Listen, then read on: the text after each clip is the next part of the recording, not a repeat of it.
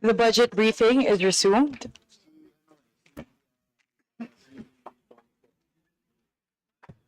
Committee Secretary, please acknowledge the resource persons and members present here from the DOST family. Thank you, Madam Chair. May we acknowledge presence of the guests from the DOST, including its attached agencies, headed by Secretary Dr. Renato Yusulidum Jr., Good afternoon. Thank you.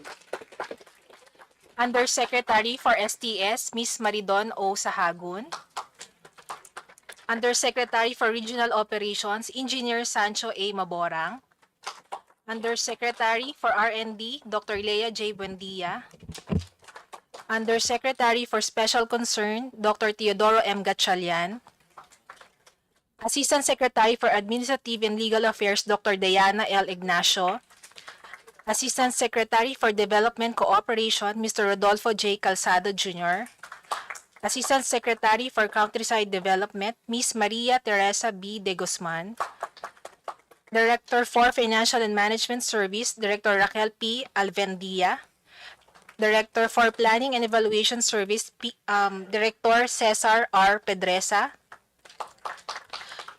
OIC Internal Audit Service, Mr. Robert Paulo T. Lumbatan, Director 3, Department Legislative Liaison Office, Director Lita S. Suerte Felipe. For the attached agencies, Director, Advanced Science and Technology Institute, Dr. Franz A. De Leon. For the Food and Nutrition Research Institute, FNRI, Chief Administrative Officer, Mr. Alexis M. Ortiz. Director for Forest Products Research and Development Institute, Dr. Rico J. Cabangon. Executive Director, Industrial Technology Development Institute, Dr. Annabel V. Briones. Executive Director, Metals Industry Research and Development Center, Engineer Robert O. Dison. Director for Philippine Nuclear Research Institute, Carlo A. Arcilla. Director for Philippine Textile Research Institute, Dr. Julius L. Liano Jr. Administrator, Philippine Atmospheric Geophysical and Astronomical Services Administration, Dr. Nathaniel T. Servando. Director 4 for Philippine Institute of Volcanology and Seismology, Dr. Teresito C. Bacolcol. Executive Director, Philippine Science High School System, Ronally N. Ortesa. Director for Science Education Institute, Dr. J.L. S. Cornelio. FAD Chief Science and Technology Information Institute, Ms. Arlene E. Centeno. Director Technology Application and Promotion Institute, Attorney Marion Ivy D. Dicena. Executive Director, Philippine Council for Agriculture, Aquatic and Natural Resources Research and Development, Dr. Reynaldo B. Ebora. Executive Director, Philippine Council for Health Research and Development, and for National Academy of Science and Technology, Dr. Jaime C. Montoya. Executive Director, Philippine Council for Industry, Energy, and Emerging Technology Research and Development, Dr. Enrico C. Paringit. Executive Director, National Research Council of the Philippines, Bernardo N. Cepeda. And for the Regional Directors for NCR, Engineer Romilen T. Tresvalles. For CAR, Dr. Nancy A. Bantog. Region 1, Dr. Teresita A. Tabaog. Region 2, Dr. Virginia G. Bilguera. Region 3, Dr. Julio Cesar B. Sicat. Region 4A, Ms. Emelita B. P. Pagsit. Region 4B, OIC, Engineer Jerry B. Mercado. Region 5, Mr. Romel R. Serrano. Region 6, Engineer Rowan R. Gelonga. OIC for Region 7, Dr. Tristan L. Abando. Region 8, Dr. John Glenn D. Ocana. Region 9, Ms. Jennifer A. Pidor, OIC. For Region 10, Dr. Romela N. Ratilla.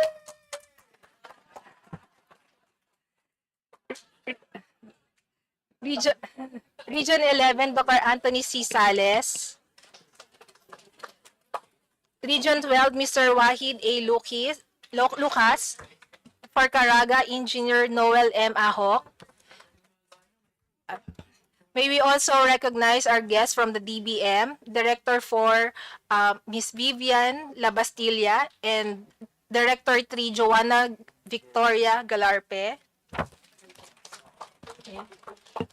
May we also recognize our House members present, former President Gloria Macapagal Arroyo from 2nd District of Pampanga, Vice Chair Loreto Amante, Vice Chair Rufus Rodriguez, Representative Chel Jokno, Representative Elijah San Fernando, Representative Marco Wangco, Representative Paulo Marcoleta, Representative Kenneth Tereng, Representative Irene Labad-Labad, Representative Adrian Amatong, and Representative Christine Tutor. That's all, Madam Chair.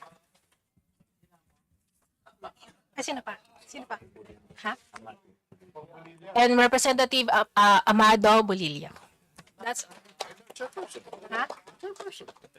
Ay, chairperson. Sabi kasi nila hindi na. Thank you very much, Comsec, and welcome to our DOST family. Honorable members of the Committee on Appropriations, esteemed colleagues, distinguished guests from the Department of Science and Technology and all of its attached agencies, led by Secretary Renato Solidum Jr., and our fellow public servants, representatives from civil society organizations, and everyone present here today, magandang hapon po sa inyong lahat. On a personal note, I am very honored to be here with you today as an alumna of Philippine Science High School, main campus. Yeah, scholar ng bayan, and a product of the DOST system. It is an honor for me to be with you today. Medyo naghihi-emotional ako. 09 na, batch 09 pa po yan. But I'm really happy to be here today. And sana po masaya po kayo kung ano yung pwedeng makamit ng mga scholar ng bayan at produkto po ng DOST system. So, ako po at lahat po na aking mga kasamahan dito po sa Committee on Appropriations at sa Kongreso, gusto po namin na maging katuwang po ninyo sa pagtupad ng mga pangarap ng ating mga kabataang Pilipino. At lahat po ng mga gusto na mag-pursue ng STEM, lahat po mag-pursue ng science and technology po ng mga profesyon. The DOST plays a critical role in steering the country's scientific and technological direction, ensuring that innovation contributes meaningfully to economic growth, social progress, and national resilience.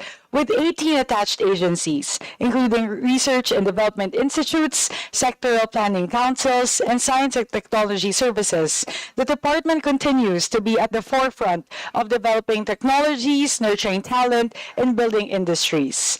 For fiscal year 2026, the proposed budget of 30.39 billion pesos seeks to sustain and expand these efforts, funding priority research and development projects amounting to 3.9 billion pesos, supporting flagship programs such as the Science for Change program at 737 million pesos, and the Balik Scientist program at 109 million pesos, and providing scholarships for 65,097 science and technology scholars amounting to 8.3 billion pesos. We look forward to hearing how these allocations will translate into measurable outcomes, how many industries will be supported, how many jobs will be generated, how many innovations will move from research to commercialization, and how many young Filipinos will be empowered to become future-ready scientists, engineers, and innovators. As we deliberate on the proposed budget of the Department of Science and Technology, this committee seeks a clear direction in how the DOST will continue to align its programs with the National Socioeconomic Agenda and the Philippine Development Plan for 2023 to 2028, ensuring that every peso invested in science, technology, and innovation becomes a catalyst for inclusive development and a more resilient nation. On that note, before we proceed, before I recognize Secretary Solidum Solidum to deliver the presentation for DOST. May I acknowledge the presence of the Vice Chairperson of the Committee on Appropriations, who will be sponsoring the budget of the DOST and the attached agencies, the Honorable Loreto Amante. Thank you, Madam Chair, at magandang hapon po sa ating po lahat. You're in very capable hands po Madam with Chair. Kong Amante. Yes po. One question. How long will the presentation take? Secretary Solidum, if you may po. 70 slides po eh. But we can fast track it. Yeah, because a lot of us have to go to other committee meetings, like energy is on right now. Is it possible to forgo the presentation? My apologies po, Congressman Mark Coangco. We'd have to, it's part of our procedure that Okay. we give the agency time to present. Okay. There are also, there's a framework that we've sent to them, very important for the discussion, accomplishments, and then budget utilization report and proposals for 2026. So Okay po. my Okay po. apologies po, it's I a very withdraw critical part. my idea. Thank you very much, Chair Mark. Thank you po. We'll also provide copies to the members of the presentation, just in case you won't be able to stay for the whole presentation of the DOST family po. It's important for me to be able to ask a few questions and to make a few comments. Then I can leave without seeing the presentation. If you will allow that, Madam Chair. I think we can go directly, Madam Chair. Madam Chair, I think because others really are going to meetings, if we can just have the few highlights of the DOST and then go to the budget, because we're interested to know how much the budget this year and going to next year comparatively also. And then after that, we'll allow the Honorable Mark, or you want to ask now, because I think It's up. It is up to the wisdom of the Yes. chair. Actually, I would have to respectfully decline on the suggestion to forego the presentation altogether. Perhaps the best I can do is, with the indulgence, of course, of Secretary Solidum, if we may have a kind of a high-level, more abbreviated version of the presentation, if we may go straight to the requests of the committee for you to present, which include essentially the main the physical accomplishments, the target versus the actual, especially in terms of the utilization for each of the different projects. And then, of course, the proposal for 2026 in terms of components and percentages, as well as if in case there are shortfalls in budget utilization from the previous year, what are the reasons behind it, and ano po yung catch-up plan ng DOST. So siguro po, given that we've been furnished with the copy of the 70 slides, we can go through that po. But perhaps if you can please brief the committee on the high-level items and matters that we've requested on our invitation letter. Thank you very much po, Secretary. Thank you, Madam Chair, and honorable members of the House of Representatives. Thank you for hearing us today. Just to give you a background, under this current administration, the DOST will focus on 4 strategic pillars that would really respond to what is needed by every human being. The first is to promote human well-being, to have longer and better quality of life. The second is to create wealth out of our research and development and application of science, technology, and innovation, and to protect that wealth, because we are an archipelagic country frequently visited by natural hazards and to be affected by climate change. Institutionalize sustainability, as most of the wealth that we create come from our natural resources, and make sure that smart applications are operated at the local level so that we can improve the governance and the economy of every local government unit. So with that introduction, Madam Chair, let me just go over some of the things that we have done very quickly. Next slide, please. So we are addressing food security, and right now we are implementing the smarter approaches to reinvigorate agriculture as an industry. And this will be operated at the regional level starting this second quarter. And there will be a national hub to operate smart agriculture. Next slide. We also have applications done, including artificial intelligence. And these artificial intelligence activities will now be focused on developing an AI center to democratize the use of AI, and it will be providing AI as a service for micro, small, and medium enterprises. Next slide. We are very proud of our smart agriculture, especially on the aqua industry, as we have been providing our MSMEs with technologies that use Internet of Things and artificial intelligence that would really promote increased productivity. Next slide. We are using robots and smart technologies to improve agricultural productivity. Next slide. This is very interesting, as many of our surplus commodities are sometimes put to waste. So we developed a mobile food processing facility in a truck.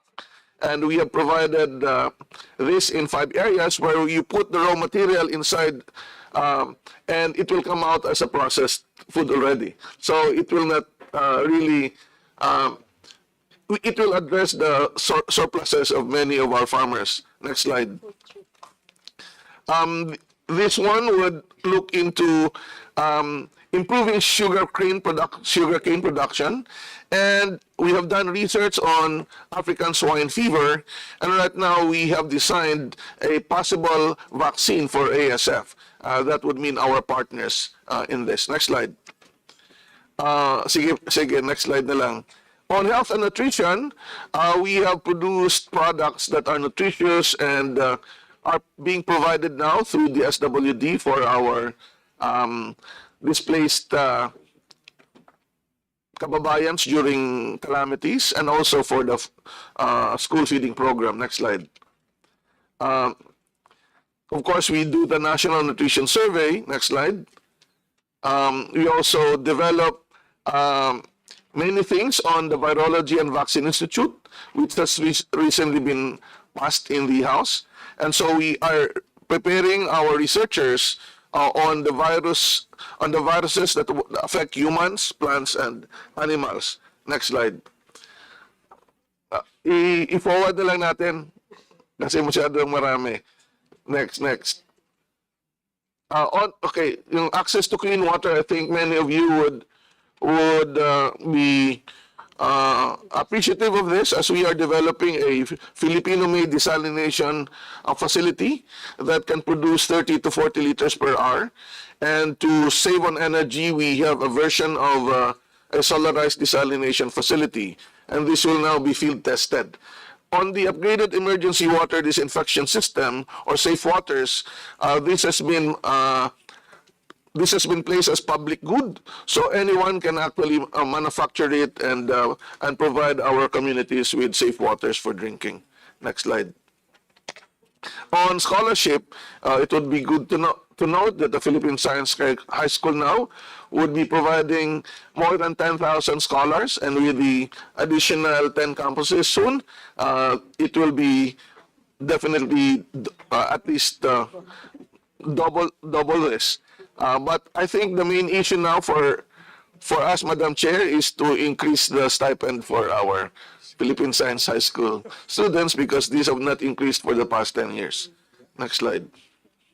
We are also making sure that our scientists from abroad are actually able to help us in our work in the Philippines.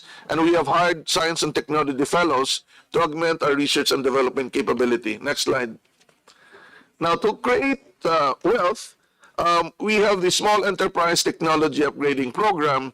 In 2024, we have assisted more than 20,000 firms, and by the first half of 2025, more than 8,000 firms have been assisted.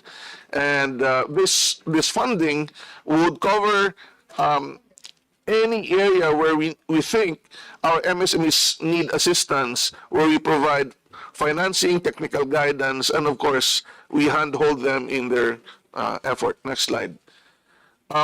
The other support is through the Technology Innovation and Commercialization Program and the expanded Venture Financing Program by the Technology Application and Promotion Institute. Next slide. Okay, we also have 95 technology business incubation hubs all over the country. Next slide. And we have provided funding to 91 startups as of July 2025. Next slide. Now, one of the important concerns that we have is to make sure that science and technology is inclusive. So for GIDA areas, we have this project called Community Empowerment Through Science and Technology, where 744 communities were assisted as of 2024, and the first half of 2025, 401. We also have a program to reintegrate our OFWs through the I-Forward Philippines program, where we provide business training and technology guidance and co-fund the possible business that will be created out of this. Next slide. It would also be good to inform the members of the Congress that starting this year, we are promoting the universities and colleges to be ecozones through knowledge, innovation, science, and technology parks. And as of now, we have had the De La Salle University as the first KISS parks for this year. Next slide. We promote the quality of our products by providing laboratory support all over the country. Next slide. We are providing different regions with metals and engineering innovation hub to support our schools and our fabricators, and to make sure that 3D printing is available in all regions. We have been setting up advanced manufacturing centers in all regions of the country. Next slide. Next. Of course, we provide support to our inventors through provision of support to their products and holding of invention contests and sending them to competitions globally. Next slide. Next. Because Congressman Rufus mentioned about the Guinness Book of Records for bamboo, we have a bamboo R&D program which would involve an integrated program from production to value addition, and that would focus on textile, engineered bamboo, furniture, and many other things. Barong. Yes, sir. Barong, bamboo barong. Next slide. For other wood products, we are producing fragrances and other creative products out of this, including the development of Silyang Pinoy, which is good for DepEd. Next slide. Next slide. Textile innovation is very important. We have been establishing textile innovation hubs all over the country as part of a circular economy effort that can use bamboo, abaca, pineapple, banana waste for textile. We are also producing silk out of these innovation hubs. Next slide. Next. We're now also moving into non-wearables also. And of course, we wanted to promote our local shoe industry. Next slide. Next. Sige na. Okay. This one is very important. The challenge for us is to cross the valley of death for technology production versus commercialization. And one of the problems that we encounter is the lack of investments for our technology products. So we created this program, Propel, where we will support the interaction between technology producer and investors and capitalists by providing services including legal, global market intelligence, and the use of AI to really improve the development of enterprises in the country. Next slide.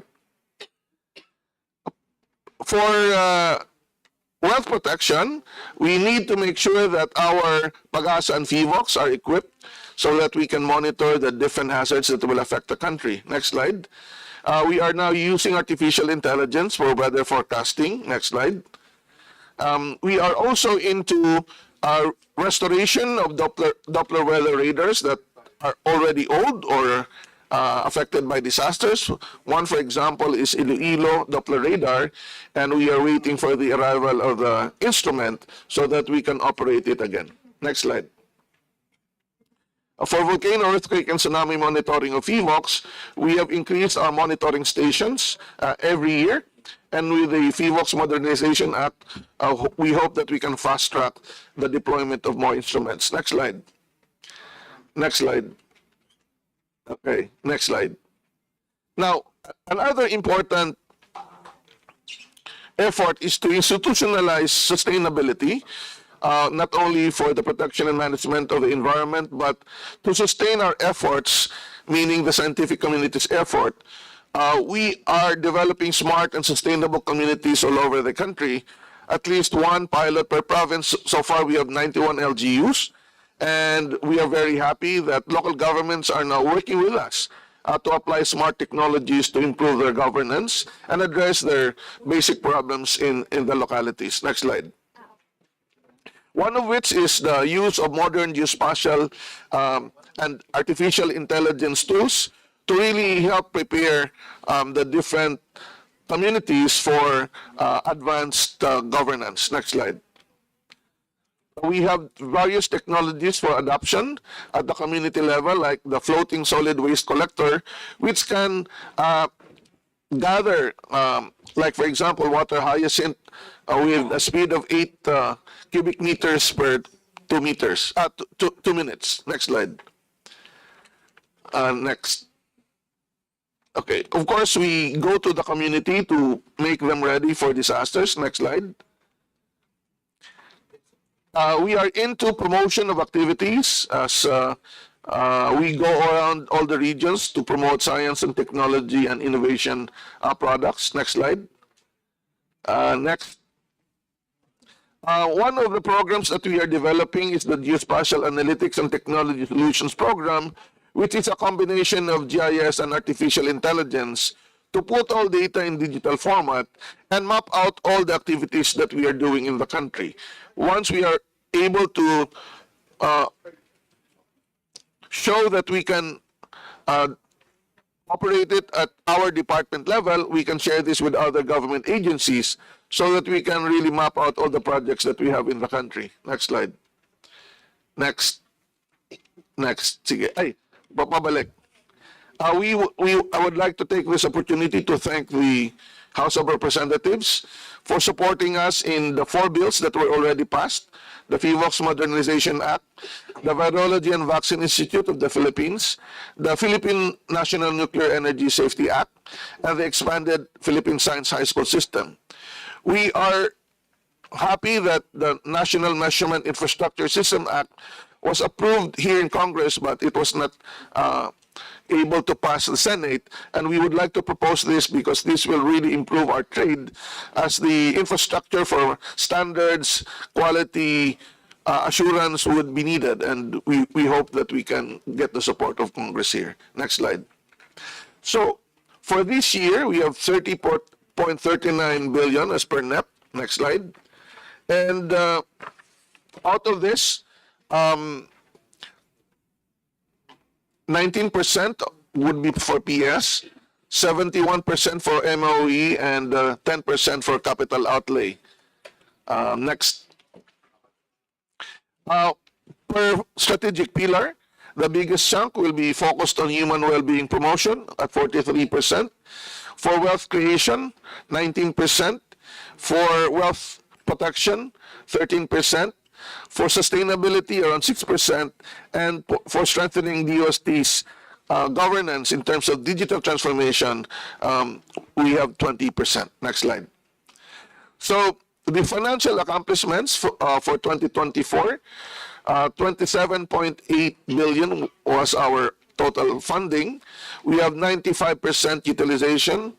as to obligation and 89% to disbursement. And currently, we are in the past the middle of the year. We have 29 billion allotment, and so far we have 49% disbursement as to obligation and 82% to disbursement. Next slide. So yun po, maraming salamat, Madam Chair. Thank you for the rush. Thank you very much, Secretary Tisolidum.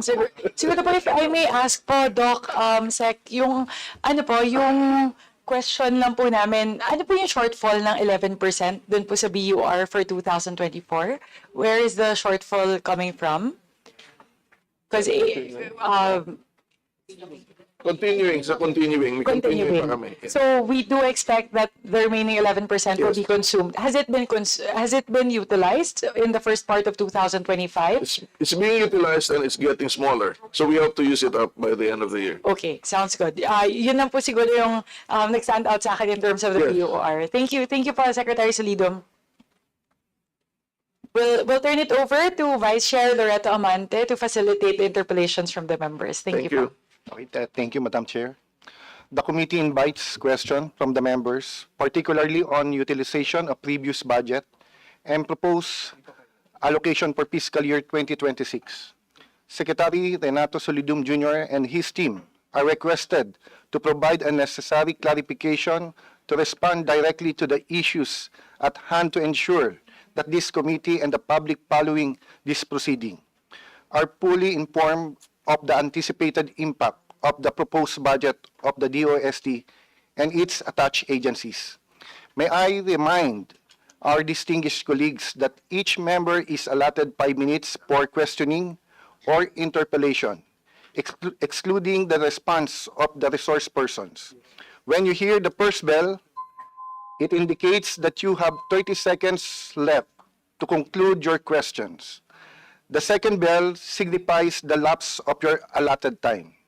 In accordance with the long-standing and respected tradition of the House of Representatives to accord preferential treatment to the minority members, followed by the independent and majority members in an alternating manner, the Chair now recognizes from the minority, Honorable Chel Jokno. Thank you, Mr. Chair. Good afternoon to everybody. My question is directed to Secretary Solidum. Given my background in justice and human rights, I'm particularly interested in the initiatives that the DOST is taking insofar as strengthening our forensic science capability. I understand that that is one of the thrusts of your, in terms of research, given your harmonized national research and development agenda. Gusto ko lang po malaman in terms of your budget for this year, for 2026, I mean, what initiatives are you undertaking in this direction? Thank you, Mr. Chair. Thank you, Honorable Congressman. The projects are proposal-driven, but I'd like to ask Dr. Paringit, who is in charge of this area, for the details. So we're helping PNP and University of Cordilleras, and of course, UP Diliman as well. Next. Good afternoon po, Representative Jokno. Doon po sa forensic science, we are actually supporting a laboratory on forensic science. It is going to mainly help our criminology students as well as PNP, our PNP officers conduct investigation. So this through some kind of a simulation laboratory where they can actually do forensic investigation. That's the first project. There's a second project that we supported in a university in Mindanao, which actually also tries to, of course, support to conduct forensic investigation using, of course, DNA analysis. I could not recall the exact university that's doing this. Sultan Kudarat, SKSU po, Sultan Kudarat State University. This year we are actually calling for another set of laboratories, this time to support crime scene investigation. But unfortunately, upon review of professionals in the field, including PNP. We even sought one balik scientist from the New York State University. Hindi po pumasay. So we need to handhold these universities in order for them to get ready to propose a decent project to establish a forensic laboratory. But it's not just about doing forensics per se, it's also about doing research and development po. It means they have to develop techniques that are more apt or appropriate for Philippine conditions. Kasi po kung minsan ang mga ginagamit nating conventions on investigation as well as for basis for forensic analysis ay galing po sa labas. Kung minsan po hindi po yun appropriate sa atin. That's why we're strongly supporting itong mga projects na ito. Thank you po. That's very good to hear, especially now with developments, for example, like the discovery of remains in the Taal Lake and our capabilities in terms of identifying the persons from whom those came from. I understand as well that there is a National Forensics Institute project that was announced last year through UP Manila and the executive secretary. But I'm wondering if your department has any involvement in this? I do not recall, Honorable Congressman, but we're in touch with several of the leading forensics because they're also part of the National Academy of Science and Technology. Maybe Dr. Montoya would have some background on this. Good afternoon, Your Honor. Good afternoon, Your Honor.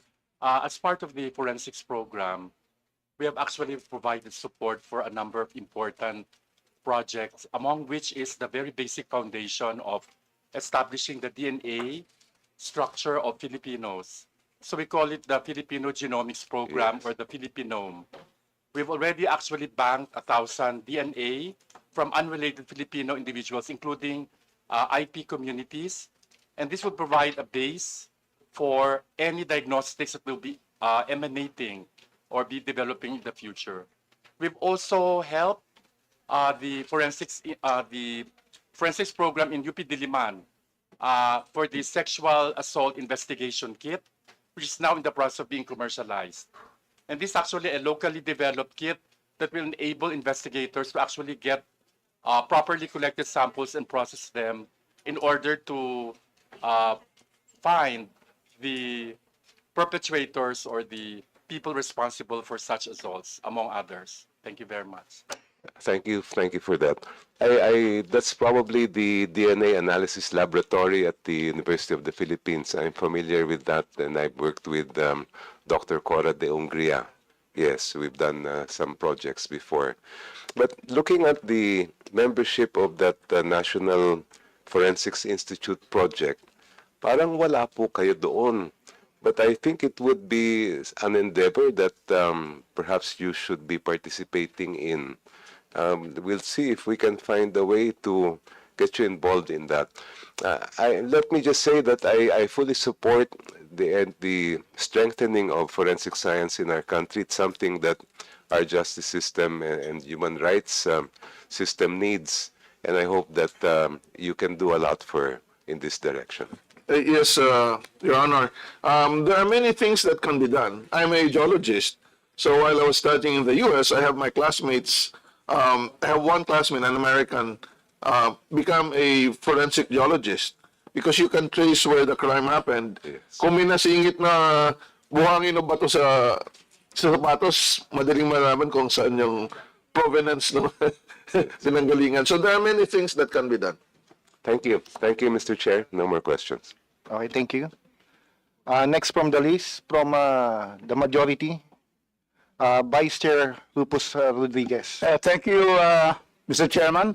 I would have yielded to my good friend, Chairman Marco Juanco, but I'm catching a flight at 6 o'clock tonight. So my heart is beating because of the traffic. I might miss it. And we cannot miss that because tomorrow is the feast day of St. Augustine, the patron saint of Cagayan de Oro. So, Mark, ano muna ako ha? Because I would have given it to you. First of all, may I greet our Dr. Renowned Scientist, Secretary Renato Solidum Jr. and all our USEC and ASEC and directors, and of course the attached agencies, many are my friends. And of course the outstanding regional director of Region 10, Romel Rahilla over there. Secretary Solidum has always been coming. He is the secretary to me who has the most number of visits to Region 10 and Cagayan de Oro for very, very important projects for the good and the benefit of Region 10 and Cagayan de Oro. Example, he was with us in the Cagayan de Oro River Basin Flood Forecasting and Warning Center. Thank you, Secretary. Next, we were all present in Misamis Oriental, the Regional Meteorology Laboratory groundbreaking. What a very good action on the part of establishing this on the part of the OST. Then Handa Pilipinas Innovations. We were there, launching it at Atrium. And then the National Science, Technology and Innovation Week 2024. I have to say this because we are very grateful, really, to our secretary for being there. And because he's there, I'm also always there for him. And the last one is the Guinness World Record for most people planting bamboo. I was with the secretary planting bamboo together with the officials of Cagayan de Oro and myself. So I am just here really to thank the secretary and the DOST and all the attached agencies. And for example, he mentioned, Mr. Chairman, he mentioned projects which are very effective in Cagayan de Oro. For example, the setup. The setup has proven effective in empowering MSMEs through technological intervention and productivity enhancement. Many have been assisted by Director Ratilla over there. And so we have this letter to increase the funding for Cagayan de Oro because it is the seat of Region 10. So that is the message. Second, you have given us about more than 100. This is very important. Portable solar drying trays. They were so happy, our fisher folks, for their fish, and our farmers for their products. They are able to have therefore a portable solar dryer. And so we thank you for the secretary, and again, an additional funding and the giving of more portable solar. And this is the one now which our students are waiting for in Cagayan de Oro. This is the 21st Century Learning Environmental Model Project. We have already the site. It's a very good area, agriculture and quite far, but it will help the community there. And then we also have the solid waste segregation and material recovery facility. And then finally, the increased budget for research and development and the GIA, because we have the local innovation ecosystem to support. So this has been given to the office, to you, to secretary, and we ask for your support in having more budgets for this. But I am here because I support not only your present budget, but I am here to be able to ask you, what else would you need? So that this committee will be able to augment. Because, science and technology and research, these are the ways to go. So we ask the secretary now, what else would you think should supplement your budget so that our committee, with the distinguished chairman here, Chairman Amben here, will be able to work out for you in the plenary? Thank you, Your Honor. Actually, there's a lot, but let me just mention 5. The priority one. Yes. Not so big because of the fiscal space. So something manageable. Thank you. Okay. Now, the real game changer for our country is the use of digital technology and artificial intelligence. So you'd want to really have at the department level led by the Office of the Secretary, the improvement in our computerization, which is around 627 million, the support to local government units for the Smart and Sustainable Communities program. Of course, your city is part of the pilot, around 372. I mentioned already the increase in the stipend of our PSI scholars. 10 taon na daw po na hindi na dadagdagan. So, kulang po yon. Yung iba sa amin ay nagpipits in na para lang matulungan yung ating mga kababayan. This is 413 million. Yung artificial intelligence R&D program po, because we plan to democratize the use of AI for at the regions, around 200 million, and the technology transfer program, which is really a must for us to export our product, around 200 million. So, yun po ang aming priority. We will just write it. Very reasonable, and with this enumeration of the priority programs, can you kindly submit to the committee, because we will try our best that we are able to add on, because we believe that your department is very, very important to the Filipino people.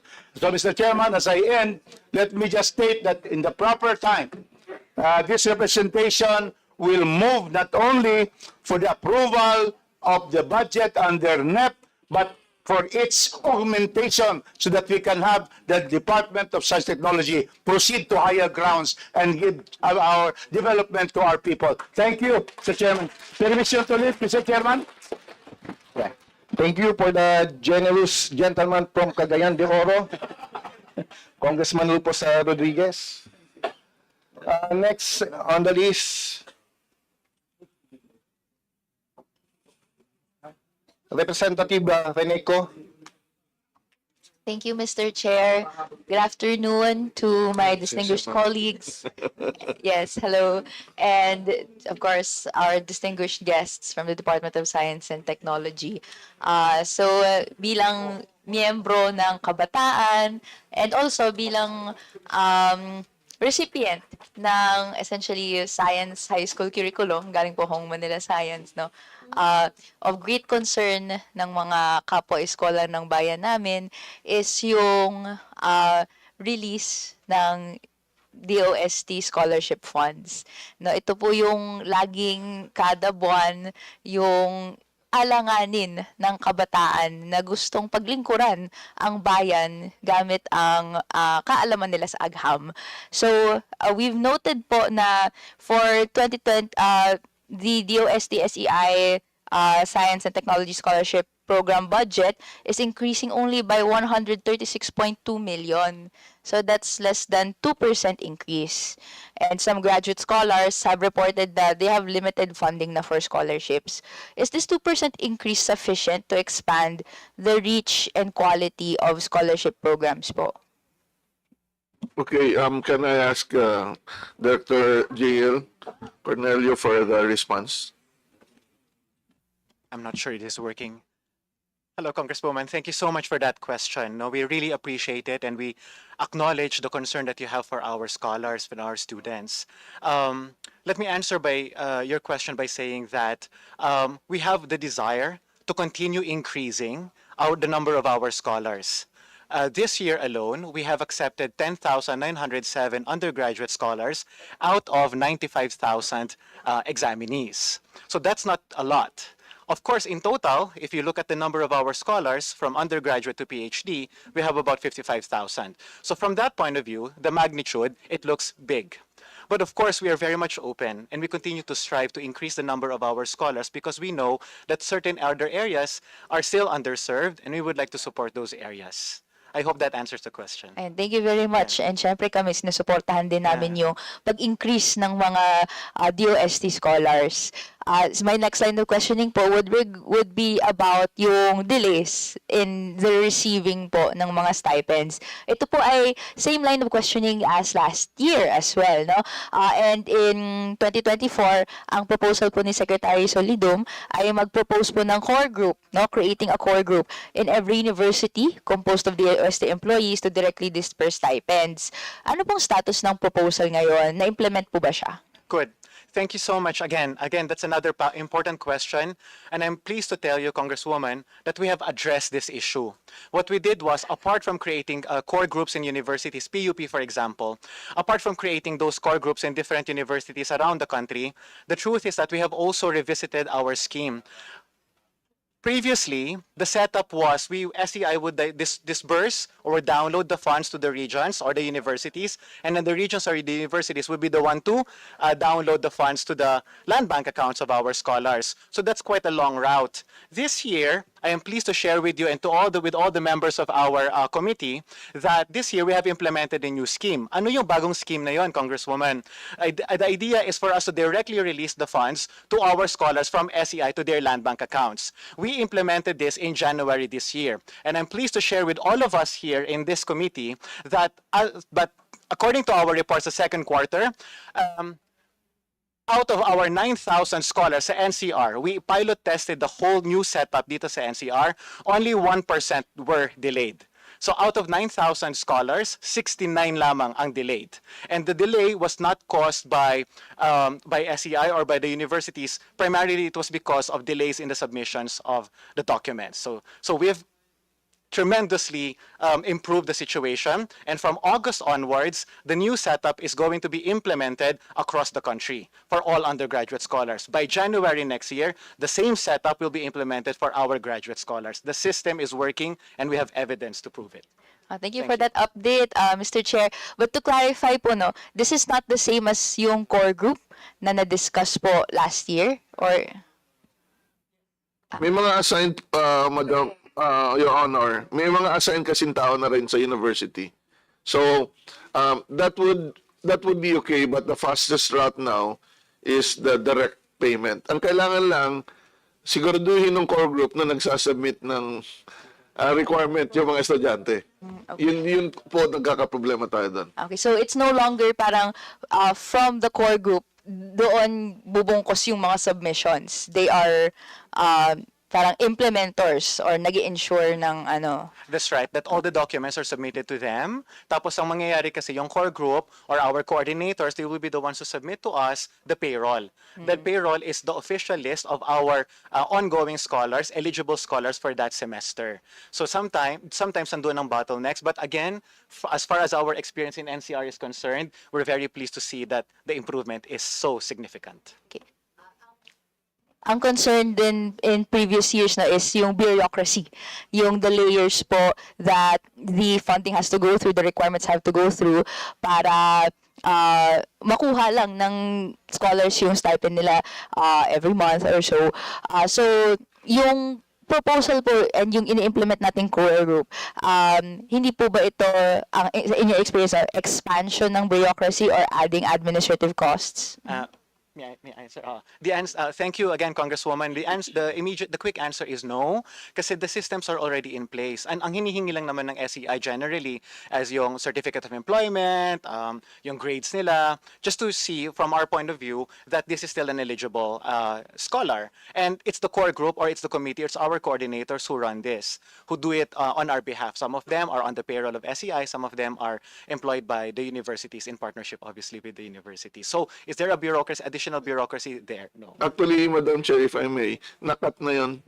Instead na paikot-ikot pa, diretso na sa, yung nakat talaga yung sa bayad. Talagang yun yung pinakamaganda doon. Hindi na dadaan sa core group, diretso na sa bata. Thank you for that update.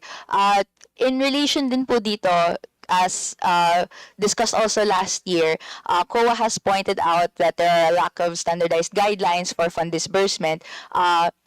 May na-issue na po ba ang DOST na clear uniform policy to address yung lack of standardized guidelines for fund disbursement, which is the reason kung bakit some universities may delay? Yes, totoo. Again, a wonderful question, ma'am. Earlier this year, we convened all the different scholarship coordinators we have from different parts of the country. Ginawa namin ito sa undergraduate, ginawa rin natin ito sa ating graduate programs. And that was exactly to do what you just said, ma'am, to simply make sure that everybody is aware of our new policies. Lalo na dito sa bagong protocol that we have, yung direct disbursement of their stipend directly from our SEI to their land bank accounts. So yes, the answer is yes, ma'am. Thank you very much. And tama po, no, sabi niyo po, January next year, maaasahan natin yung rollout ng direct disbursement from SEI to the bank accounts of our scholars directly. we've already implemented it In NCR. sa NCR January to June, August for this current semester for the rest of the country, undergraduate, January next year for the graduate Okay, scholars. thank you very much. For the next question po, I'd like to ask about the actual utilization rate of the science and technology scholarship funds. Out of the amounts po released to universities, how much has been fully liquidated and accounted for? Budget utilization. Let me just answer that first. So last year, I'm pleased to share with you that our budget utilization rate was 92%, and this year, thus far, from July, the latest is 57%. And we're progressing. We're expecting to utilize all the funds by the end of the year. Yes. Ayun. Thank you very much po doon sa updates. Actually, sa discussion po on this item, nagdaos po ng consultation yung Kabataan Party List in relation po sa mga DOST scholars na though syempre natutuwa kami doon sa implementation ng mga updates na na-share ninyo, ay nakakaranas pa rin sila ng delays. No? Nakakaranas din sila ng kakulangan ng pondo in relation doon sa mga pangailangan ng pag-aaral nila sa mga science courses. So kasi katotoo rin naman na kahit paano na maraming mga hinihinging pondo no para sa araw-araw na paggana in relation to lab fees and etc. So I'd like to share po yung findings na yon sa inyo at a later time no. Just very, very quickly, thank you so much for bringing that up, ma'am. It's an effort on our part too. Gusto talaga nating ma-increase, for example, yung stipend ng mga bata. From BS, MS to PhD, we do have plans. And hopefully the committee can also assist us in this regard. Dahil nag-bell na po, Yes. siguro ayos mag-second round na lang po for my next parts of my questioning. So thank you very much, Mr. Chair, for the indulgence. Okay, I yield the floor. thank you, Representative Ko. Now, next on the list from the majority, Representative Marco Wangko. Thank you, Mr. Chair. The secretary and I have known each other for quite some time. He was still head of PhilVox when we started interacting. And at that time, it had to do with nuclear power. Well, today my concerns are still about nuclear power. Mr. Secretary, do you remember 3 years ago, on the first budget session of the 19th Congress, with your agency, what was my request from DOST? For the uranium or thorium, that's what my recollection. My request po from you for the DOST, I questioned why you were not more active in espousing the benefits of nuclear power. I said there are incontrovertible things. I even gave you a letter with a list of incontrovertible things you could say that were good about nuclear power. And you talked about wealth preservation. I think one of the biggest hindrances to wealth creation in the country is electricity being too expensive, so that our country is bypassed as an investment destination. So would there be a change in DOST's attitude? Could you not take a stronger lead in your commentary or the department's commentary about the benefits of nuclear power to the country? In many of the discussions that we were talking about the crucial role of energy in revitalizing many of the industries, we have been mentioning options such as nuclear power and aside from renewable. And with this effort, we've been sending scholars as well to really prepare us for the use of nuclear energy for power to various universities abroad. And that is why we always say that if you look at the energy requirement of many industries that initially we were supporting, like minerals industry, processing, indeed nuclear energy is as an option that we should look into. I see a lack of proactive engagement by the DOST. For example, DIC Secretary Henry Aguda recently stated that he's studying the conversion of the PNPP-1 nuclear plant, which is 100% complete, completely paid for, extremely well built, to convert it into a data center. I think that the problem of data centers in the Philippines is the lack of cheap electricity. Why didn't the department comment about his statement and say no, we should not convert it into a data center. We should run it as a nuclear plant so that it could power many data centers, Your Honor. It was never officially discussed, although I know that the Department of Energy Secretary mentioned that they're looking at the Bataan nuclear plant, not for data center, Your Honor. Okay, so that's good to hear. I would like, this representation would like to see the department more proactive in its statements about the positivity of nuclear power in the light of a change in attitude in America, Europe, and the rest of the world, positive change regarding the use of nuclear power. So it brings me to my parochial concern. My town, a town in my district, Labrador, Pangasinan, has given social license to the construction of nuclear power. Unfortunately, the North Zambales fault line passes nearby Labrador. I'm not concerned because in the Pacific Rim of Fire, which includes the Diablo Canyon nuclear plant in California, where the San Andreas fault passes nearby, they built a nuclear plant there to 0.4 G seismic design basis. After the plant operated, they discovered a branch of the fault which passed near the plant. So subsequently, they upgraded the seismic basis to 0.7 G. And I learned later on that even in Japan, up to 1.0 G was used as seismic design basis for several plants. And so we want to do a seismic and meteorological site study for Labrador. It costs money, Mr. Secretary. I have here other towns which want nuclear.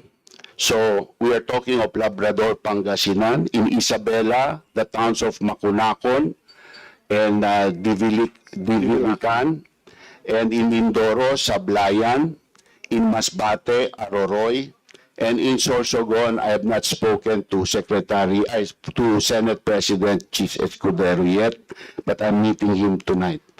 Can we have a budget to locate the seismic station and weather station to give us data, enough data, at least a year's worth of data, so that when we finally make a report about the suitability of these sites, we have enough data to be credible, Mr. Secretary. Yes, Your Honor, we can ask the Philippine Institute of Volcanology and Seismology to install sensors that would actually detect ground vibration. Yes, Mr. Secretary, I would suggest that we do an independent study of PHIVOLCS so that PHIVOLCS will not be the subject of controversy later on. Baka maipit po politically. So maybe we can hire an independent engineering study group to do that, Mr. Secretary. If it's an R&D assessment and they have the required credential, but I would still.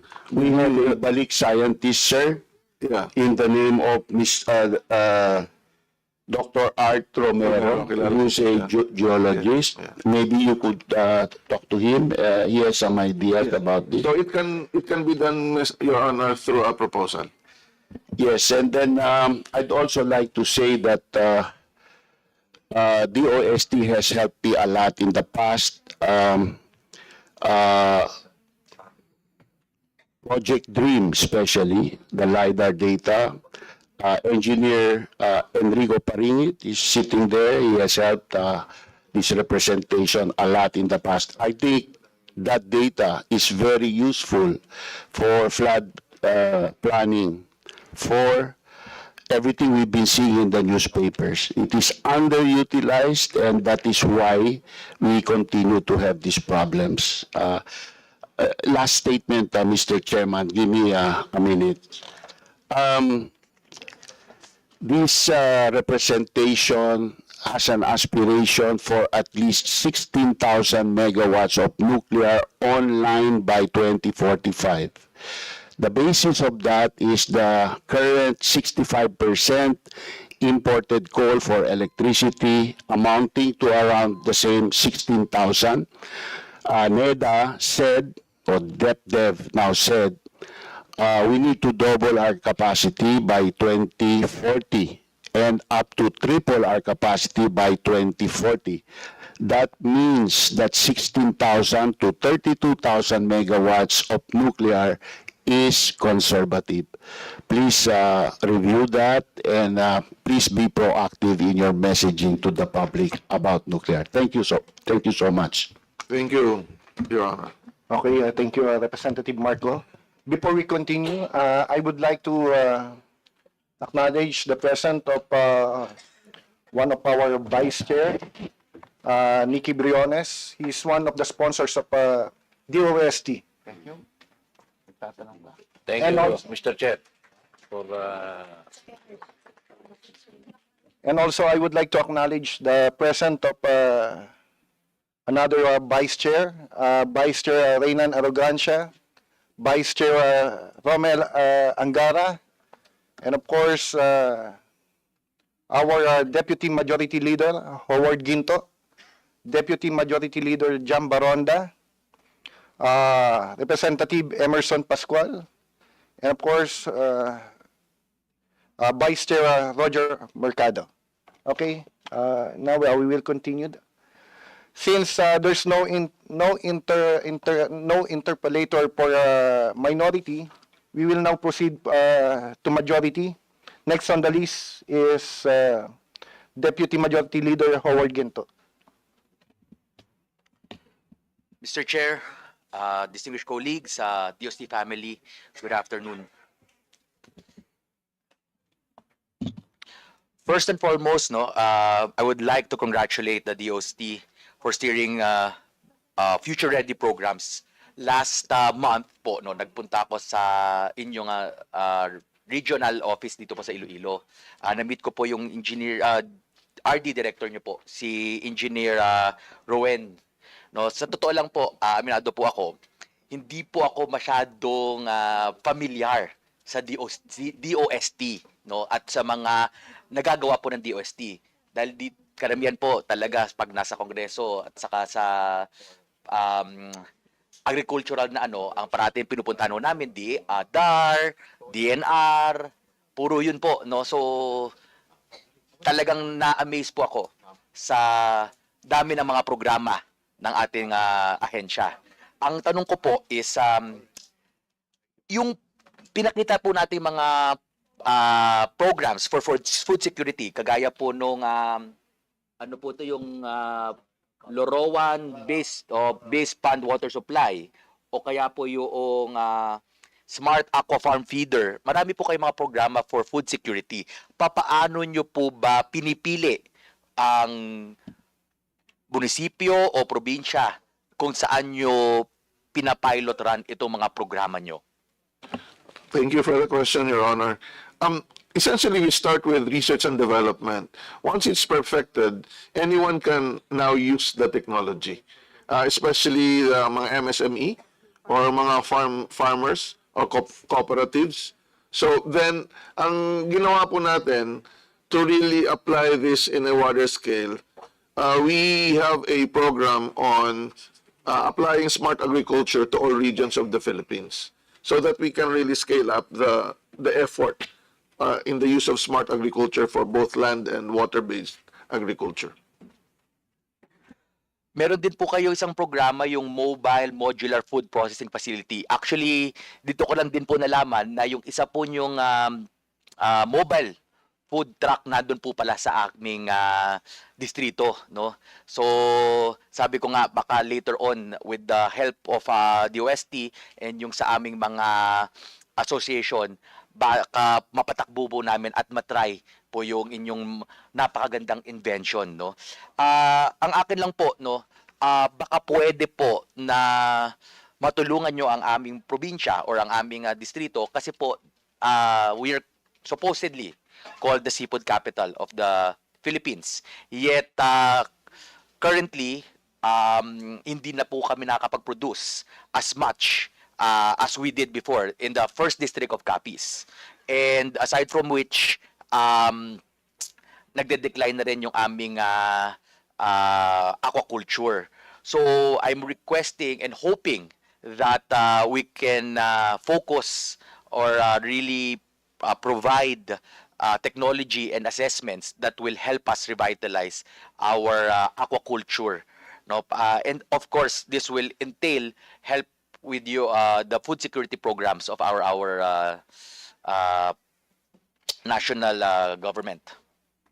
Yes, Your Honor, we'll coordinate with your office so that we are very eager to also apply the technologies that we have developed. Actually, that's the reason why we decided that DOST regional offices will be working with LGUs to really utilize the smart technologies that we develop.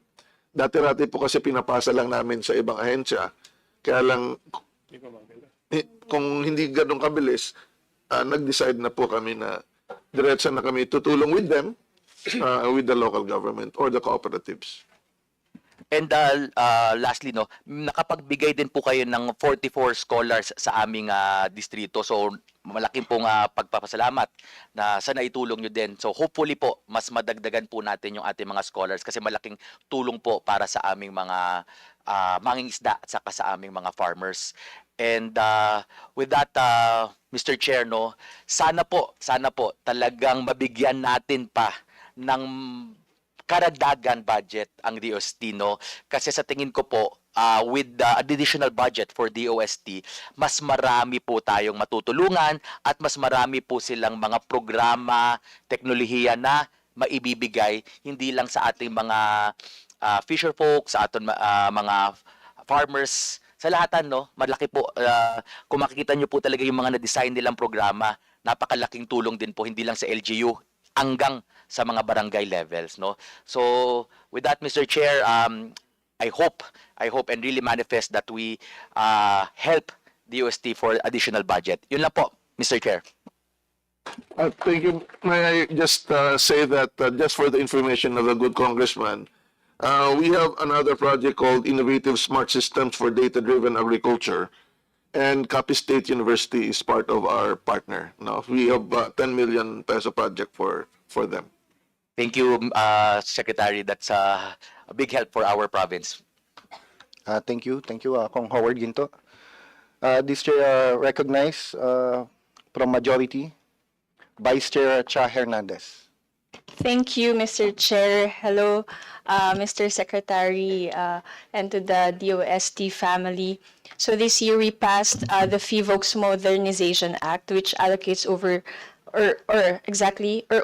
7 billion over 5 years to strengthen our monitoring and early warning system. So napakaganda po nito, and of course this is a significant step, but as the DOST itself reminds us, the technology alone is not enough. So communities must also be empowered to use this information and be prepared when disasters strike. So it is really encouraging to hear DOST's initiatives in the provinces, yung solar-powered water systems, which we have now as well, Internet of Things, based hazard monitoring in Mindoro, and mobile kitchens that help during calamities. For a barangay as isolated by floods or landslides, this kind of technology can really make or make or break and make a huge difference. So kami po mula sa bayan ng Calamba kung saan tayo nagre-representa, apektado po kami tuwing may pagputok o pag-aalboroto ng Taal. Ganon din po kapag may landslide sa Mount Makiling. And so I would like to ask the OST, does the fiscal year for 2026 budget include sufficient funds to accelerate seismic upgrades and early warning systems of FIVOLCs, especially at the community level?